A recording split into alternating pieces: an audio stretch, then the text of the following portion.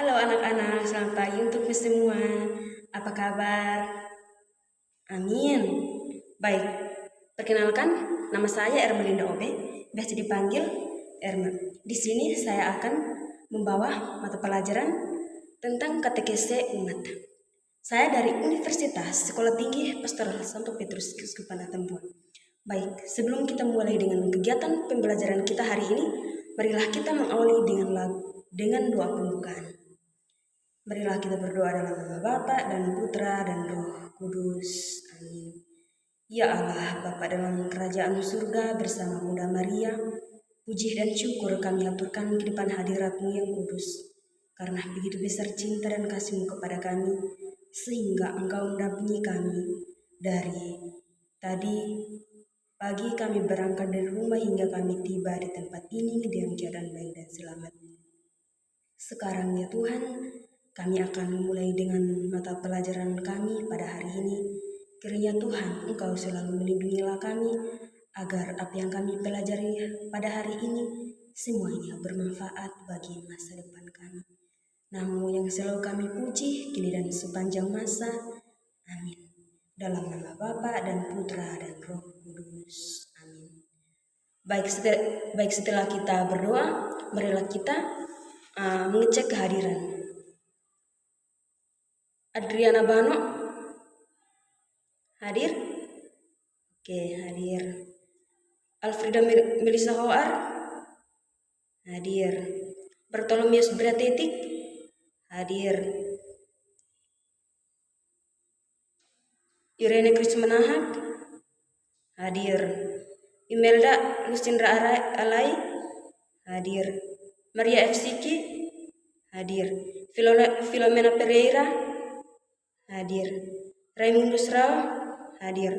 Brigita Makleat hadir. Baik, setelah kita mencek kehadiran, semuanya hadir, syukur. Kita melanjutkan dengan proses pembelajaran kita pada hari ini. Yang pertama yang kita bahas adalah mengenai gambaran umum katekese pastoral orang muda Katolik. Yang pertama adalah pendahuluan. Kita tidak bisa membangun masa depan untuk generasi muda, tapi kita bisa membangun generasi muda untuk masa depan. Atensi dan pretensi apapun telah tercurah untuk kelompok dinamis orang muda Katolik. Berbagai sebutan dan atribut bermakna ganda tertuju kepadanya. Eksistensinya menjadi sorotan otak publik. Performansinya sering dibuat bahan jadi untuk diskusi berbagai kalangan, tanpa meminimalisir kualitas gaya ujungnya. Orang muda Katolik dituntut mampu menampilkan diri sebagai sosok berbudi luhur yang bisa memberikan kontribusi kepada gereja dan masyarakat. Kemudahannya dimanfaatkan sebagai suatu kekuatan inspiratif penuh sakti untuk bersaksi di tengah dunia. Gereja memiliki kelompok orang muda Katolik yang mendal dan bukan membual.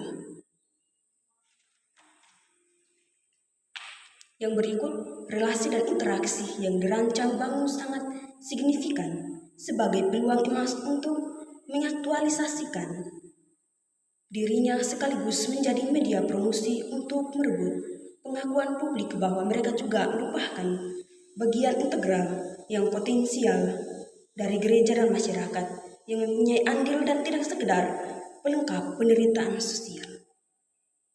Tak jarang kita mengklaim orang muda Katolik sebagai kelompok yang kontraproduktif, bahkan suka bikin onar dan masih nanar mencari identitas dan jati dirinya.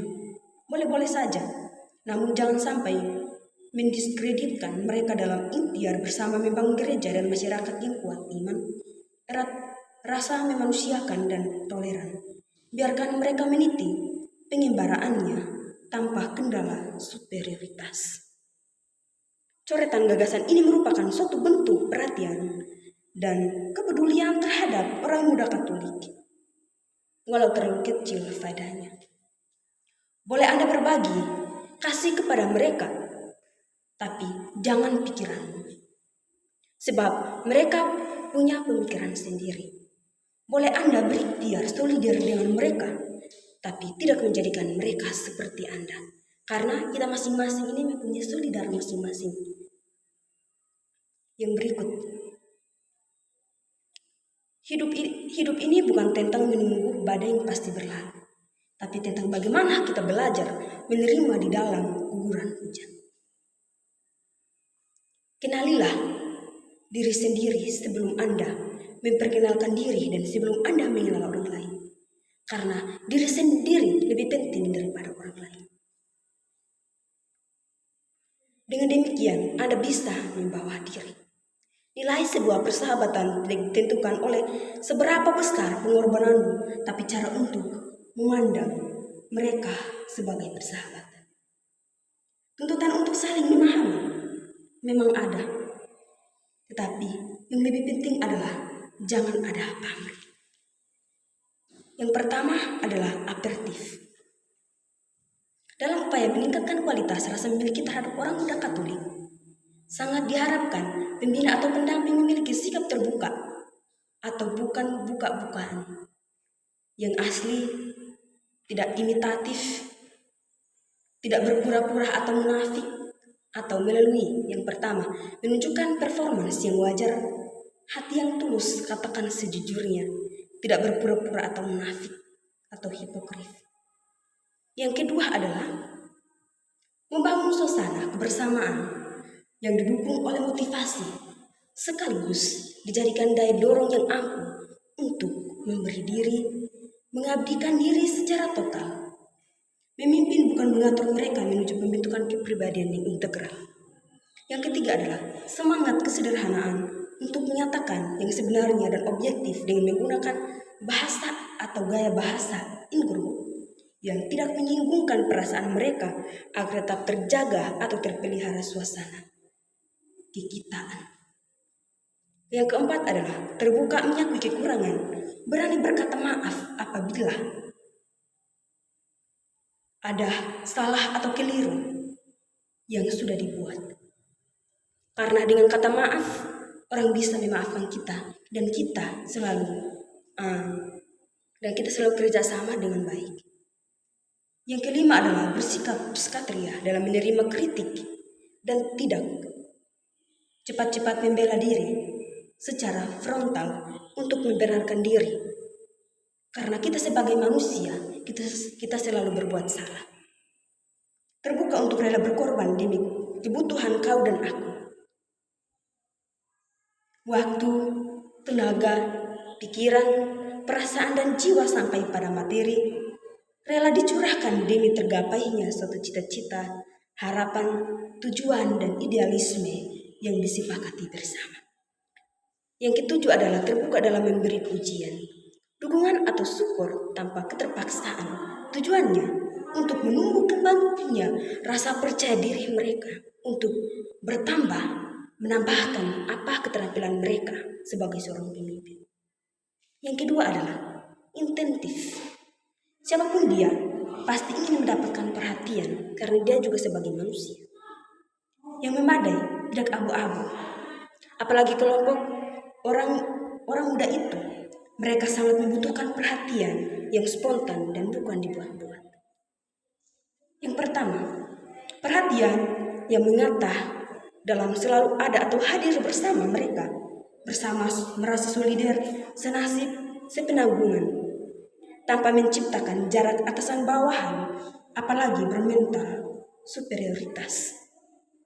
Yang kedua, kesediaan hati untuk memperhatikan yang lemah, sakit, minder, yang sulit berkomunikasi, terlebih yang mempunyai persoalan masalah atau pribadi. Menjaga kerahasiaan dan menghargai mereka, apapun kelemahan dan ketidakmampuan mereka. Yang keempat, menerima mereka apa adanya. Yang kelima, perlu diperhatikan penggunaan waktu.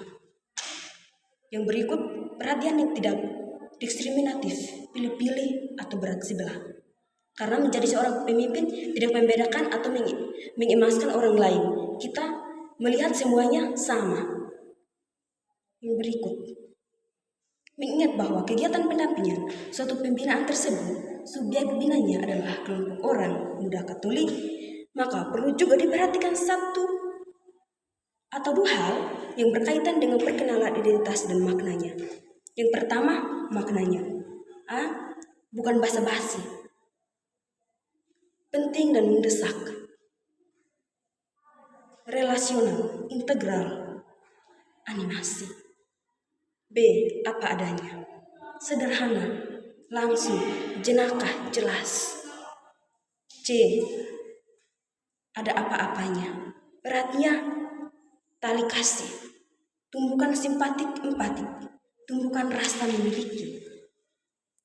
Yang berikut, indahkan, sopan santun. Yang kedua adalah identitas, budaya atau sistem tingkah laku, bahasa, busana, aturan.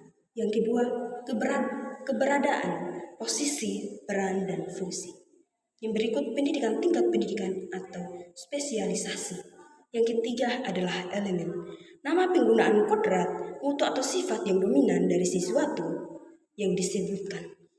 Nama juga menunjukkan menggunakan. Nama berarti memperkenalkan diri kepada yang lain, menyerahkan diri kepada yang lain. Tak heran dalam kebudayaan bangsa-bangsa tua, khususnya di kalangan orang Israel, penamaan sesuatu tidak dilakukan sembarangan, sebab nama mencerminkan sesuatu hakiki, penting dan asasi.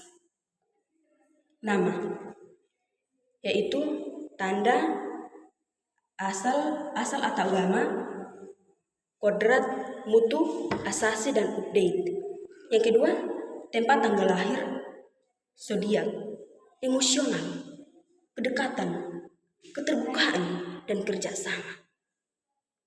3. Hobi, santai, aktif, senang, adat. Yang keempat, pendidikan, kompetensi, ikhtiar, spesialisasi, senasib. Pendidikan tidak saja membuat orang menjadi pintar, tapi menjadikan bijaksana dan rendah hati. Sejatinya, sebuah kehormatan bisa dimiliki siapa saja.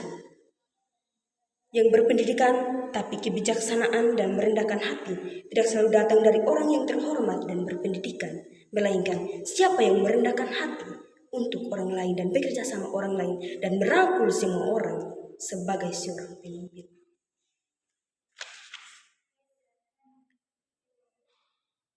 Yang pertama yang kita bahas adalah pengertian dan definisi.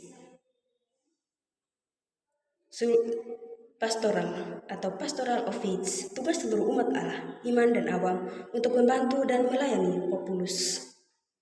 Yang pertama adalah Biblis atau Alkitabiah, Perjanjian Lama. Kamu menikmati susu dan memakai pakaian bulu domba. Kedua, menyembelih domba-domba yang tambun. Ketiga, kamu tidak meneguhkan yang lemah. Yang keempat, kamu tidak memperhatikan yang sakit atau membebat yang luka. Yang kelima, kamu tidak mencari domba yang tersesat atau yang hilang. Yang keempat, kamu memerintah mereka dengan kasar dan menjadi penindas mereka. Aku sendiri akan menjaga domba-dombaku dan memperhatikan mereka, mengumpulkan mereka dari segala tempat, membawa mereka kembali dari antara bangsa-bangsa dan negeri yang lain, menuntut dan menggembalakan mereka sendiri, membawa mereka ke padang gembalaan yang baik, berbaring, makan rumput yang subur, mencari yang hilang dan membawa kembali yang tersesat, membalut yang terluka dan menguatkan yang lemah, yang gemuk dan kuat akan kujaga, menggembalakan kawanan dombaku dalam keadilan. Perjanjian Baru. Dalam kitab Yohanes, dalam Injil Yohanes bab 10 ayat 1 sampai 21.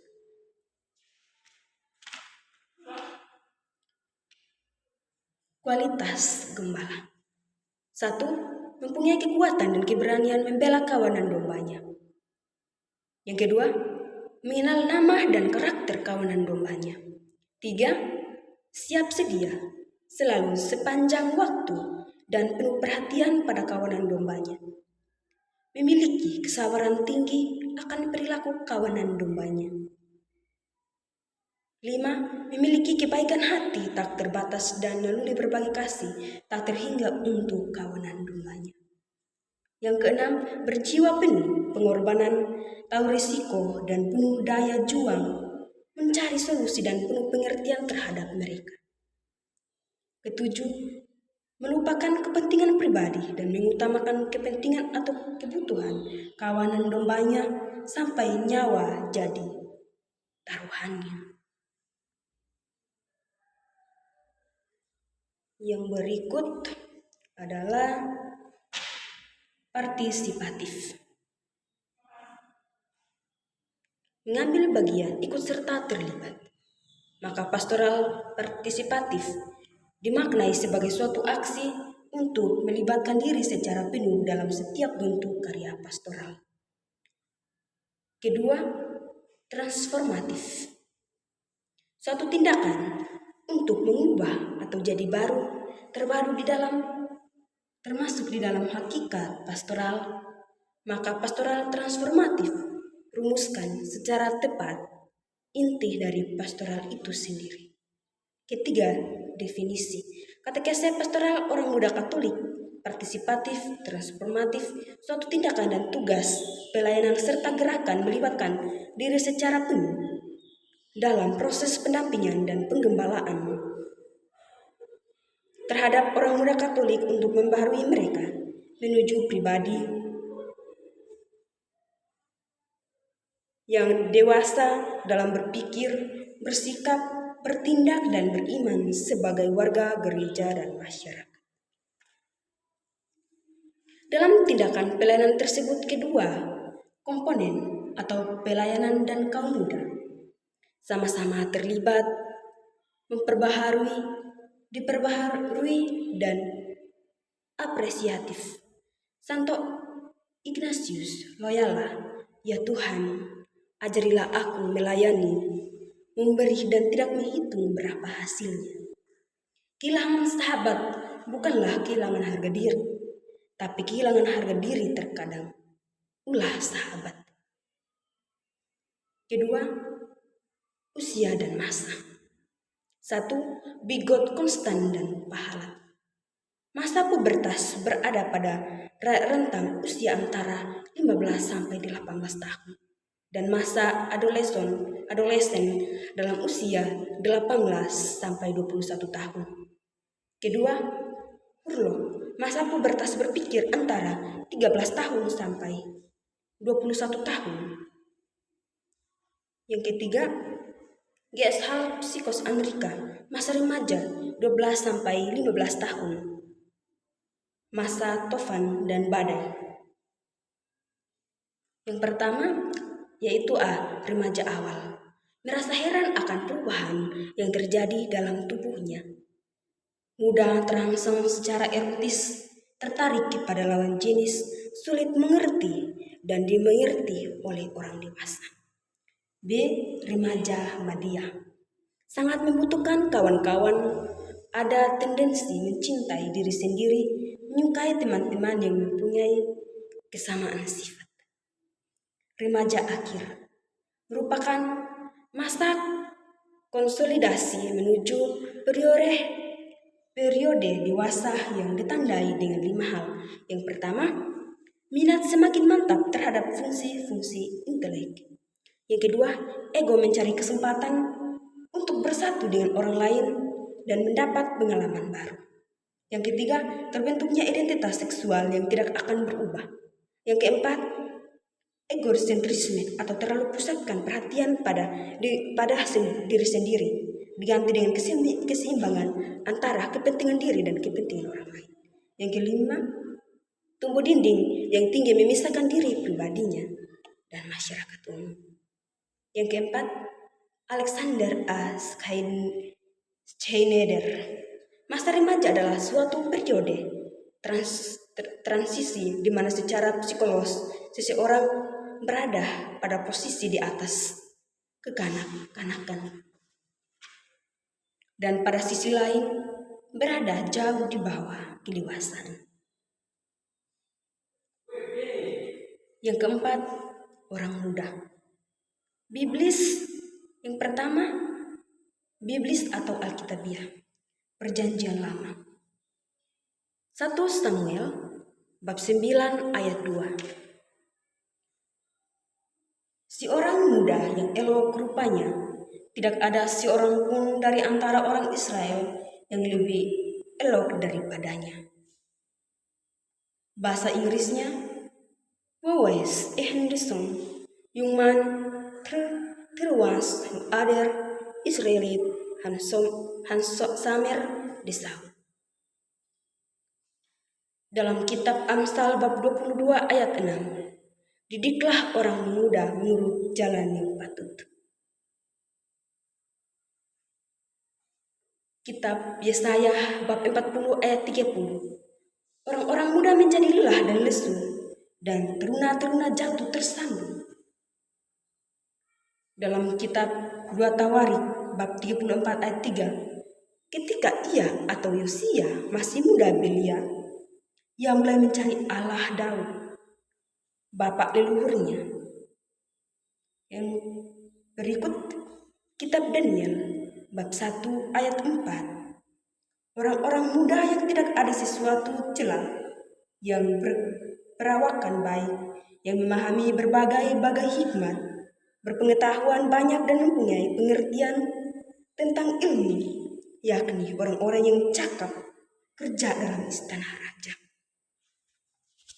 Yang berikut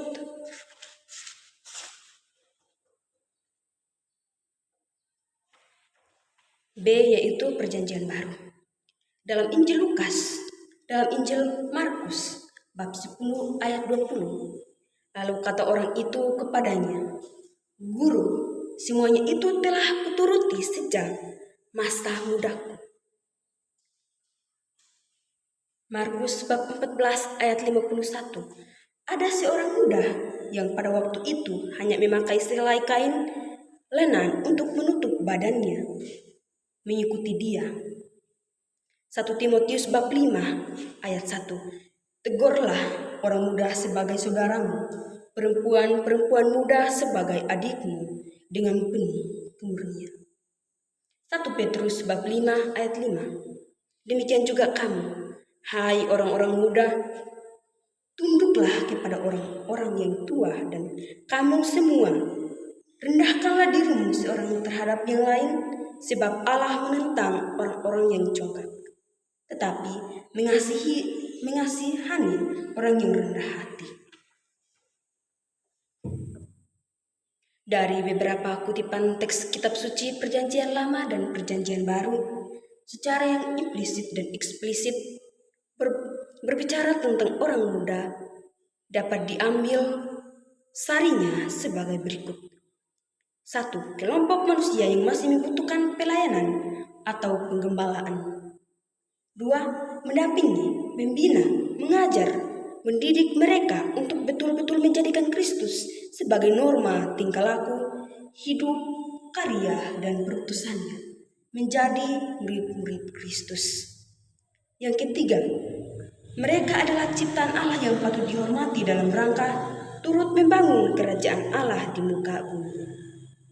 Keempat, mengajar mereka untuk tahu menghormati, sopan santun, tata krama, nilai-nilai budi pekerti, atau menghargai sesama yang beriman kepada Allah.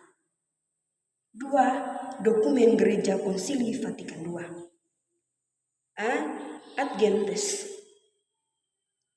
Dengan memupuk dalam diri kaum muda, di sekolah dan di serikat-serikat, semangat misi sekian, sehingga dari mereka muncul pewarta-pewarta Injil masa depan. 2. Apostolikan Autositatem. Angkatan muda menularkan pengaruh yang sangat penting dalam masyarakat dewasa ini. Keadaan hidup, sikap batin, dan hubungan-hubungan mereka dengan keluarganya sendiri sudah begitu berubah. Yang ketiga yaitu C. Gaudium et Spes. Sadar akan peranannya yang penting di dalam kehidupan masyarakat, orang muda ingin lebih cepat mengambil bagian dalam kehidupan ini. D. Grafism Education. Pemuda yang lebih berbakat, yang dianggap cakap dan mengajar dan meneliti, harus dibina dengan pewartaan khusus dan berdasar khusus dan dikembangkan untuk tugas mengajar. Christus Dominus, hendaknya mereka atau para pastor mencurahkan perhatian yang sungguh-sungguh bagi para remaja dan mudi-muda. Inter verifica, menerima, terutama yang berusia muda, harus berikhtiar agar penggunaan alat-alat ini mereka terbiasa dengan pengendalian dan penelitian diri. Prebistorium ordinis, para orang tua dan para guru, demikian pula semua orang yang salah atas satu cara terlibat dalam pendidikan anak-anak dan kaum muda, hendaknya mendidik mereka sekian hingga mereka mengetahui perhatian Tuhan untuk kawanannya dan perhatikan ketuhanan-ketuhanan gereja.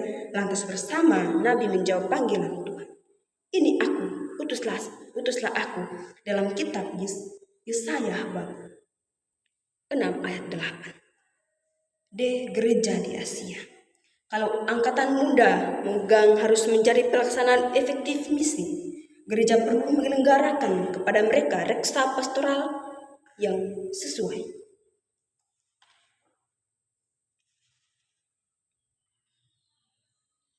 Tiga, para ahli. Aristoteles, kekuatan-kekuatan yang terus meresapi kaum muda, mengukuhkan kelompok mereka sebagai pembaharu.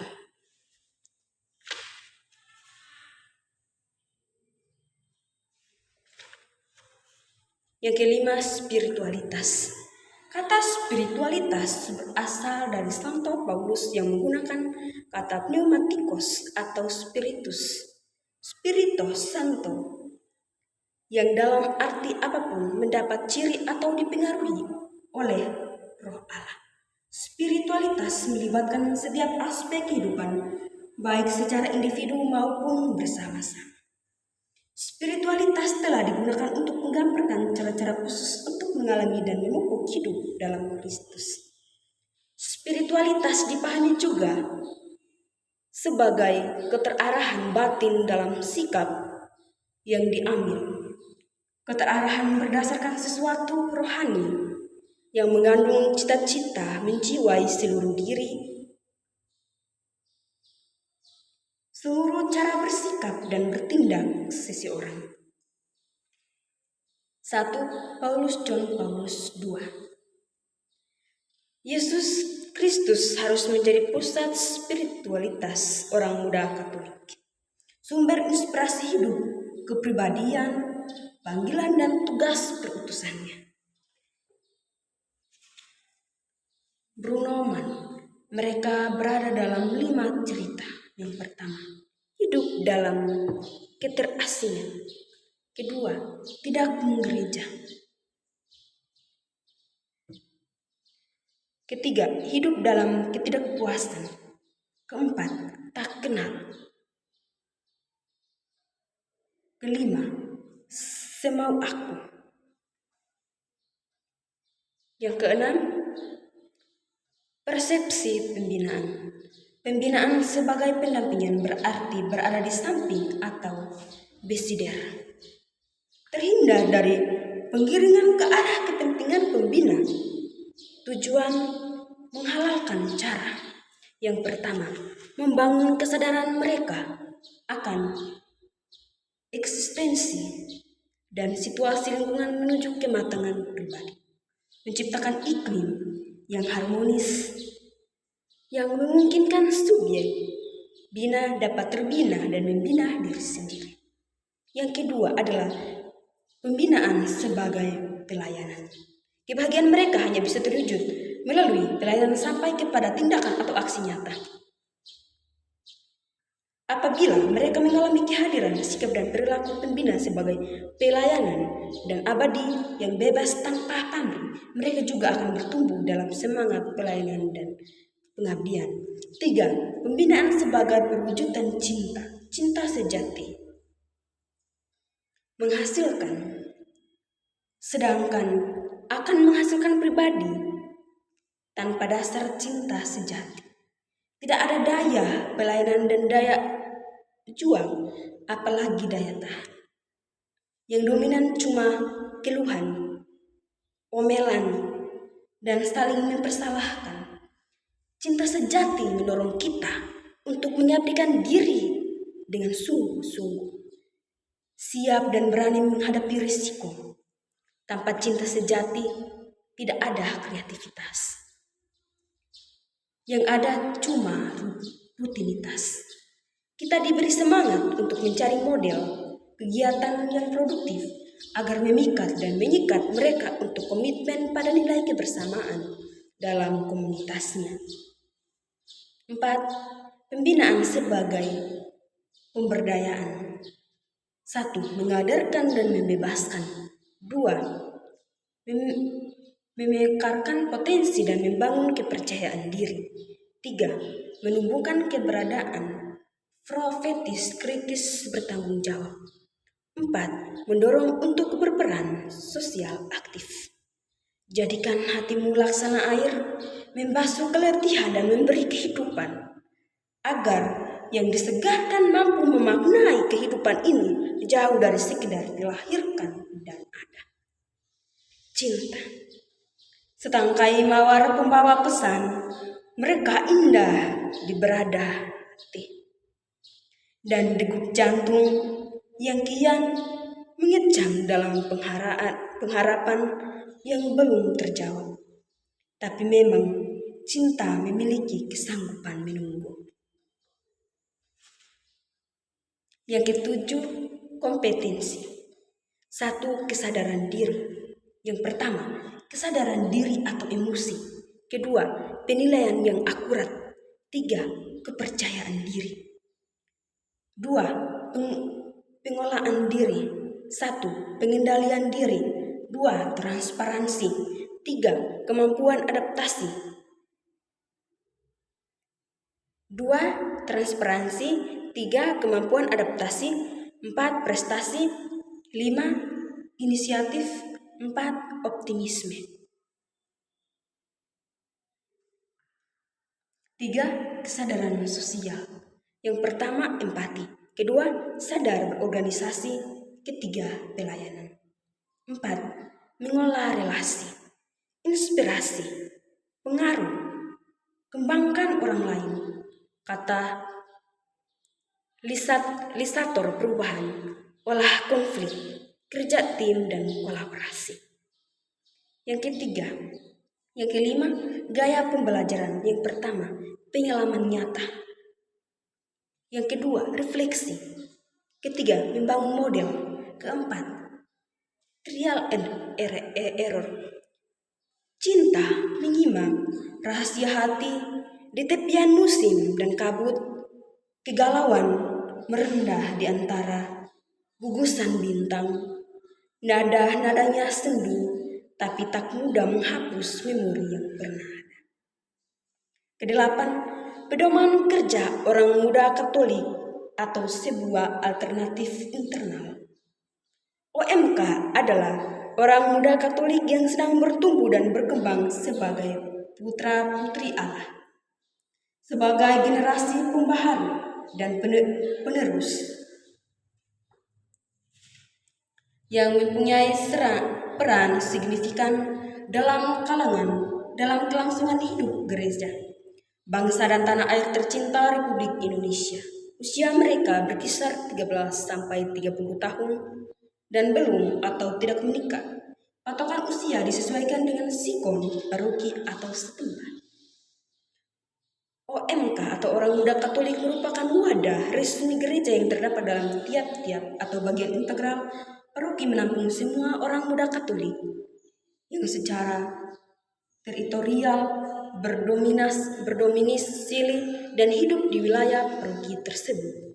Sejauh orang muda Katolik itu adalah warga paroki, maka secara otomatis mereka juga adalah termasuk anggota orang muda Katolik di paroki itu.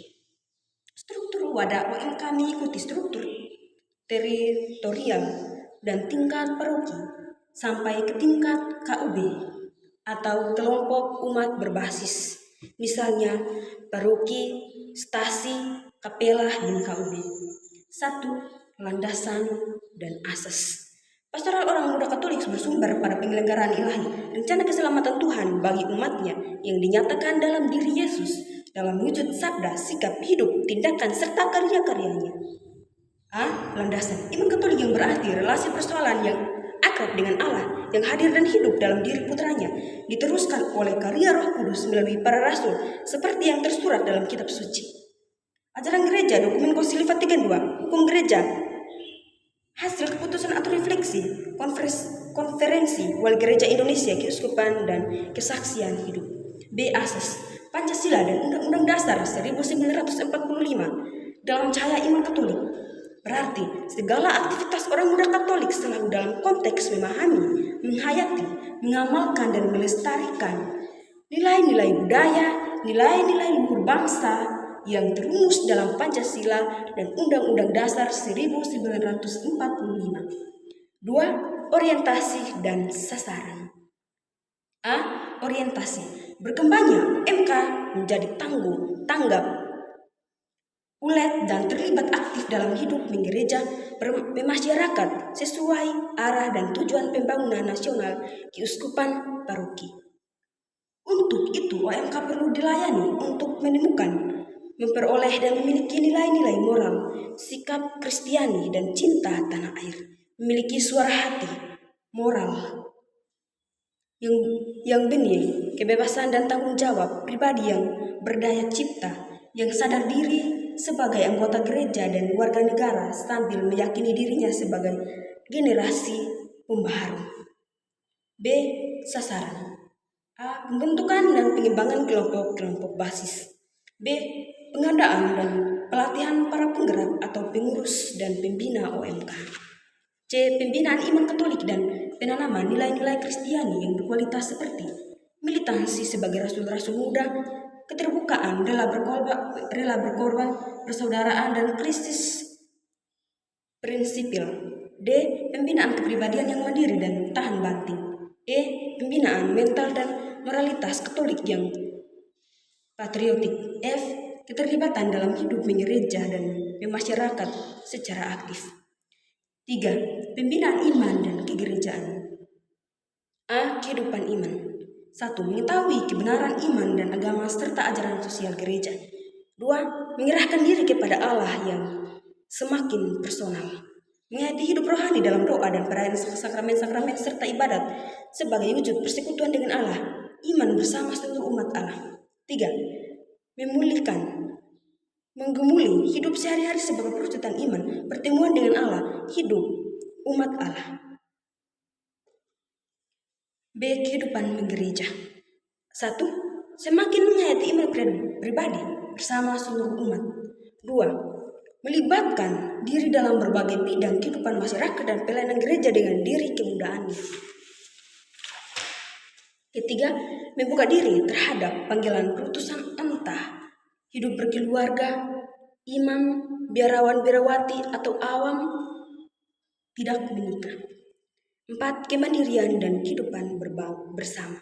Kemandirian meliputi pengenalan dan penemuan jati diri, kesadaran diri dalam kelompok dan dapat bertanggung jawab di dalamnya, mempunyai gambaran diri yang sehat dan seimbang serta mampu terus berkembang dalam daya cipta, bakat, keterampilan dengan aksi, refleksi, dan kontemplasi.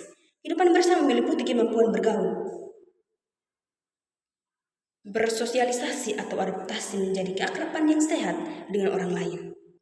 Penuh pengertian atau menyakui dan menerima keunggulan kelemahan, serta sanggup bekerja sama dengan orang lain. Cinta ada di setiap hati dan baladaya romantis. Mengukir makna dari setiap goresan nostalgia, tapi tidak selamanya cinta menghadiahkan kebersamaan. 5. Tugas dan tanggung jawab. Agar pimpinan atau pendampingnya dapat menjangkau sebanyak yang mungkin dan meliputi berbagai bidang sasaran atau MK, maka perlu diupayakan penjabaran tugas dan tanggung jawab tersebut dari segala inti, lini atau tingkat. 1. Moderator. Bertanggung jawab atas keseluruhan pastoral OMK dalam paroki antara lain. 1. Membekali OMK dengan inspirasi, motivasi, dan spiritual Kristiani. 2. Membina Katolisitas OMK, yaitu iman, moral, budi pekerti dalam kehidupan gereja. Ketiga, mendampingi proses dinamika kehidupan OMK baik secara pribadi maupun kelompok. B. Berkewajiban mencegah tindakan atau perilaku yang tidak sesuai dengan norma atau kaidah iman dan ajaran Katolik, sara, free sex, narkotika, miras, dan sejenisnya. Berikut pembina. 1. Bertanggung jawab bersama moderator atas proses pendampingan OMK dalam mengusung, melaksanakan, dan mengevaluasi program-program pembinaan dalam semangat dan suasana partnership. 2. Berkewajiban bersama moderator mengarahkan kegiatan OMK agar sesuai dengan harapan yang hendak dicapai. 6. Seksi OMK dalam DPP. Karena begitu pentingnya peran OMK sebagai bagian integral paroki, maka OMK diwakili dalam DPP sebagai komponen terkait yang bertanggung jawab untuk 1. Memikirkan dan mengkoordinasi kegiatan pembinaan OMK yang meliputi kebersamaan, kemandirian, kemasyarakatan, kemanusiaan, iman hidup gereja. 2. Mengusahakan adanya para pembina dan penggerak kelompok di paroki dan bagian teritorialnya serta meningkatkan kualitas mereka. 3. Mengupayakan kesinambungan pembinaan di paroki menyangkut visi, misi, dan motivasi serta arah program kerja dan tenaganya. 4. Mengupayakan sarana dan dana yang dapat menunjang kelancaran pembinaan di paroki dan bagian teritorialnya serta kelompok-kelompok OMK yang sudah ada. 5. Menjadi penghubung antara paroki dan koordinator pembinaan serta pengurus OMK, kelompok, dan komisi kepemudaan keuskupan. Cinta adalah sekeping perasaan yang bisa kau seungkutkan ke hati yang membutuhkan. Tapi ketika hatimu tak lagi mencintai, keping-keping perasaanmu melukai dia yang pernah menerimanya. Karena itu, berbijaksanalah dalam mencintai agar tak ada yang meranah dalam cinta. A. Kepengurusan. Struktur dan kepengaruhan OMK hanyalah sarana pelayanan, bukan tujuan, apalagi status atau jabatan. Oleh karena itu, harus disesuaikan dengan situasi dan kondisi setempat. Untuk mencapai pelayanan dan optimal struktural kepengurusan OMK, sebaiknya sederhana tapi menjamin kelancaran pelayanan dan pengabdian, menghindarkan ketergantungan pada satu orang saja. Sebagai contoh atau tidak mutlak, tingkat paroki dan stasi kapela atau KUB. 1. Ketua. 2. Bertanggung jawab memelihara dan mengembangkan seluruh kegiatan OMK paroki, stasi, kapela kerjasama dengan pengurus OMK lain. Tanggung jawab tersebut meliputi evaluasi, mengusulkan langkah-langkah strategis demi perbaikan kinerja seperti 1. Mengkoordinasi badan pengurus lainnya agar berfungsi efektif. Yang kedua, mengusung rencana dan program kerjasama anggota. Yang ketiga, mewakili OMK dalam DPP. Yang keempat, memimpin rapat dan bersama pengurus lainnya dalam anggota untuk memilih pengurus baru. Yang kelima, membina hubungan baik dengan pihak orang tua dan yang terkait demi kelancaran kegiatan pembinaan. Manusia dalam banyak urusan mengutamakan prestise, dan hati nurani pun kadang-kadang diperdagangkan. Padahal kehebatan tanpa hati nurani sesungguhnya kegagalan yang tak terasa. 2. Wakil. Mengkoordinir dan memotivasi ketua-ketua MK, stasi, kapela, KUB agar tetap giat melaksanakan program kerja yang sudah dibuat. Yang pertama, bersama-sama memikirkan cara dan mencari jalan terkait untuk mengerjakan anggota yang tidak aktif. 2. Mengkoordinir ketua seksi untuk mencari kekuatan, kelemahan, peluang, dan ancaman dari setiap kegiatan demi pengembangan kepribadian Kristiani. 3. Sekretaris. Yang pertama, membuat dan mengusung notulensi. Yang kedua, korespondensi. Yang ketiga, memelihara arsip atau dokumen. Yang keempat, bertanggung jawab atas inventarisasi orang muda Katolik. 4. Bendahara. 1. Merencanakan anggaran tahunan orang muda Katolik. 2. Menyimpankan atau menggadaikan dan mengeluarkan uang seizin ketua. Keempat, mencari sumber-sumber dana atau donatur. 5. Seksi. Hendaknya dibentuk seksi dalam kepengurusan OMK sesuai kebutuhan dan kondisi paroki serta dapat dipertanggungjawabkan. Berikut ini salah satu kemungkinan atau tidak mutlak. 1. Kerohanian. Memprakarsai setiap kegiatan pembina rohani, pendalaman iman, KS, misa, retret, rekoleksi, siara, kegiatan liturgi yang bersifat ekumenis dan serupa itu. B. Kesenian dan olahraga. Menumbuh kembangnya cita rasa seni dan mengkoordinir kegiatan kesenian musik, suara, drama, film, lukis, dan serupa itu. C. Humas dan pengembangan masyarakat. Mengurus setiap bentuk kegiatan administratif dan jenis pembinaan lain untuk mengatasi kejenuhan, membangun relasi dan mencari koneksi. D. Dekorasi. Membuat dekorasi dalam berbagai bentuk kegiatan orang muda Katolik pantas, seminar, pembinaan rohani, dan sejenisnya. E. Dokumentasi dan publikasi. Mendokumentasikan dan mempublikasikan setiap bentuk kegiatan OMK yang dirasakan penting baik dalam bentuk foto, video, film, dan lain-lain. 4. Keamanan. Mengatur tata tertib dan menjaga keamanan serta menjalin hubungan baik dengan unsur-unsur terkait dengan yang mengurus keamanan dan lain-lain. Up to you, bro. Engkau seharusnya tahu bahwa buih-buih asmara yang menari di atas janji yang terbangun adalah tenunan penghayatan nurani yang setelah melewati puing-puing cinta terhempas. Di hatiku hanya ada satu, cinta, dan aku tak ingin membagikannya. Sekalipun engkau telah memberiku keputusan untuk tak lagi mengharapkan kepulangan. Belajarlah untuk memahami cinta yang bisa memisahkan agar jangan menyesali cinta yang telah mempertemukan. B. Struktur sebuah alternatif. Pedoman kerja OMK ini cuma sebuah tawaran alternatif yang bisa dipakai sebagai referensi yang berorientasi pada pengembangan dan pematangan kepribadian orang muda Katolik dalam proses menjadi orang Katolik yang militan, integral, ulet dan memiliki visi Kristen yang tanggap. Perlu kerjasama yang baik, saling menghormati dan mencintai, saling percaya dan penuh pengertian yang dilandasi pada motivasi pelayanan dari Sang Pastor Agung Yesus Kristus. Bersama kita maju, bersama kita kerja, bersama kita raih kesuksesan. Sulit memang mengurai kesulitannya rasa dalam jalinan kisah-kisah hidup yang problematik, tapi bukan berarti tidak ada jalan keluar. Kepada sesama, mungkin engkau enggan berterus terang, tetapi kepada Tuhan, apapun bisa kau ungkapkan termasuk dosa. 9. Buyan maya menuju kehancuran atau penyakit sosial. Yang pertama, hubungan seksual.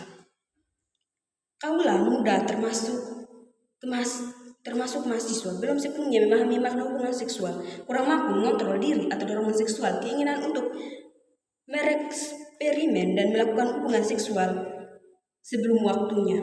Faktor penyebabnya antara lain ketidakmampuan menolak ajakan teman, gengsi atau mengatasi rendah diri, ingin mencoba alat kontrasepsi, ketidakmampuan berpikir rasional, pandangan yang keliru, bahkan hubungan seksual merupakan dorongan sesaat yang tidak perlu dipikirkan dan direncanakan dengan baik.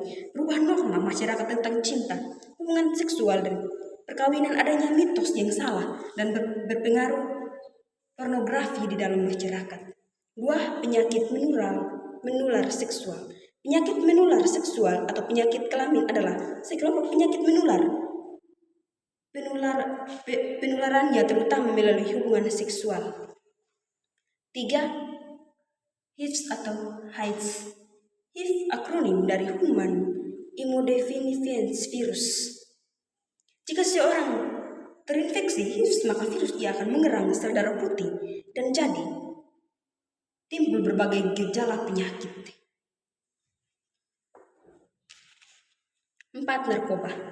Singkatan dari narkotika, psikotropika, dan bahan adiktif.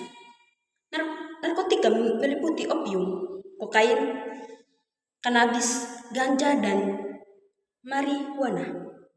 Namun ia menjadi sumber penularan 7-10 tahun kemudian. Kekebalan tubuh sudah lemah, memulai lelah, rusak, tidak berfungsi dengan baik sehingga sistem pertahanan tubuh terganggu. Akibatnya orang tersebut mudah terserang penyakit. 5. Hukum.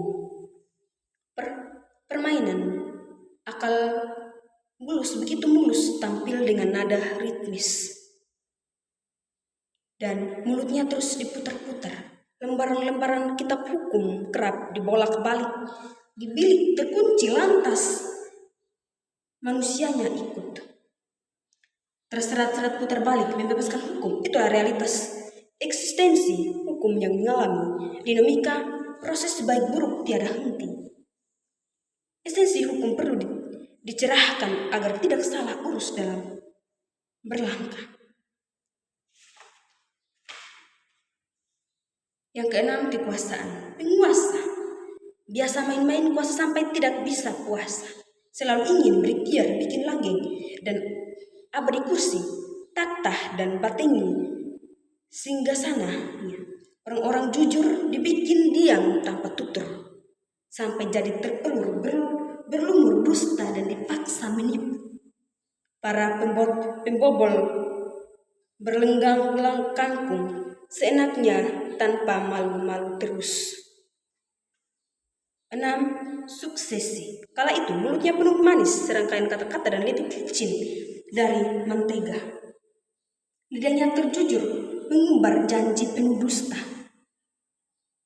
Siasatnya bagai taji tajam untuk sukses bertarung dan bisa menghabisi ambisi lawan politiknya. Tak pakai lagi taktik santun. Itulah model matrik sakti penuh magis yang masih diyakini dan dipakai orang-orang lalim yang alim untuk bisa membelokkan kearifan politik dan kedaulatan rakyat. Yang berikut penutup. Sahabat muda, kemarin kita terlampau takut pada hantu malam dan ancaman siang terik. Tapi sekarang kita berjalan senang, belum tenang sebab prahara dan halilintar menggelegar di atas kepala. Kemarin kita makan roti dengan keju dan minum air mata, tapi sekarang kita santap mana dari surga dan minum anggur kana yang aromanya sesegar angin musim semi.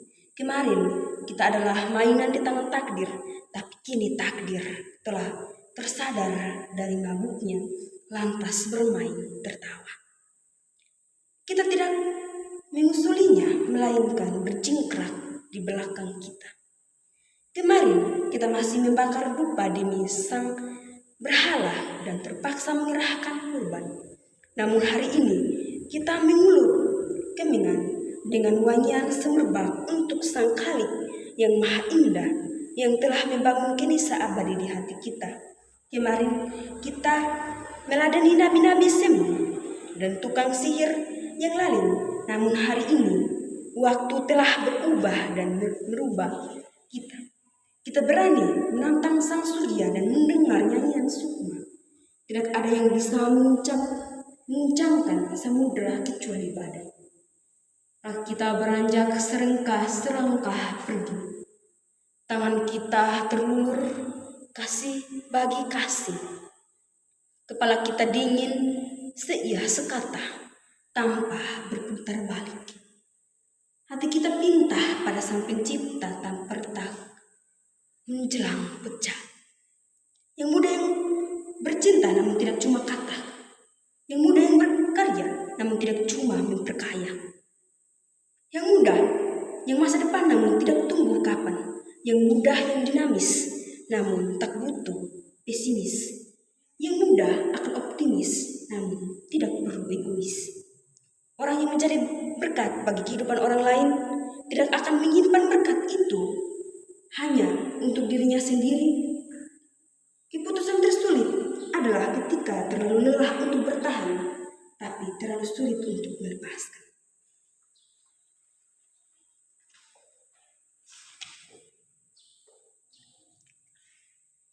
Cinta seberkas nyanyian sang biduan yang mengalun di kesunyian malam begitu lara. Angin berdesir menyapa dedaunan dan pijaran waktu menggeliat mengibak tirai kesucian kasih. Maka seadanya cinta memang tak ada dibagi. Tentu bagimu di atas cinta masih ada cinta. Tapi engkau juga harus tahu dalam cinta hanya ada cinta. Hayatilah itu sebelum cinta menguburmu dalam ketakpahaman. Ada saatnya engkau merasa begitu kuat membajak, tapi jangan lupa bahwa butir-butir peluh yang menetes melemahkan puri-purimu di waktu senja. Sebuah pertemuan akan meninggalkan kesan indah ketika kita mengakhirinya dengan kerelaan dan cinta. Sebuah perpisahan akan mengukir kenangan manis, manakala kita mengawali dengan ketulusan dan perdamaian. Dengan demikian, tak ada yang harus disesali dan catatan keindahan selalu terbawa dalam setiap detak jantung berdebar.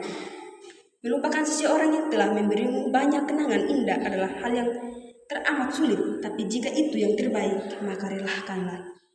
Pertemuan boleh berujung perpisahan, tapi cinta adalah sebuah lingkaran yang tak berujung. Baik,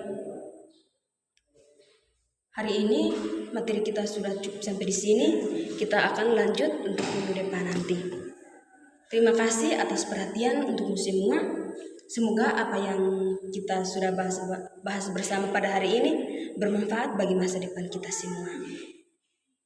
Baik, namun sebelum kita menutup pembelajaran kita pada hari ini, marilah kita berdoa bersama-sama. Dalam nama Bapa dan Putra dan Roh Kudus. Amin. Ya Allah Bapa dalam kerajaan surga bersama Bunda Maria, puji dan syukur kami aturkan ke depan hadirat-Mu yang kudus. Karena begitu besar cinta dan kasih-Mu kepada kami, sehingga Engkau mendampingi kami dari tadi awal pembelajaran hingga berakhir dengan baik. Semoga apa yang kami sudah pelajari pada hari ini bisa bermanfaat bagi kami semua untuk terus berjuang dalam menggapai cita-cita dan impian kami di masa yang akan datang. Nama-Mu yang selalu kami puji kini dan sepanjang masa. Amin. Dalam nama Bapa dan Putra dan Roh Kudus. Amin. Baik, sebelum kita bubar, jangan lupa ya kerjakan tugas-tugas yang Ibu sudah kasih. Kita akan melanjutkan materi kita minggu depan nanti. Baik, selamat cek untuk kita semua. Sukses selalu dan berusaha dan terus berjuang untuk menggapai cita-cita dan impian. Selamat siang untuk kita semua. Tuhan Yesus memberkati.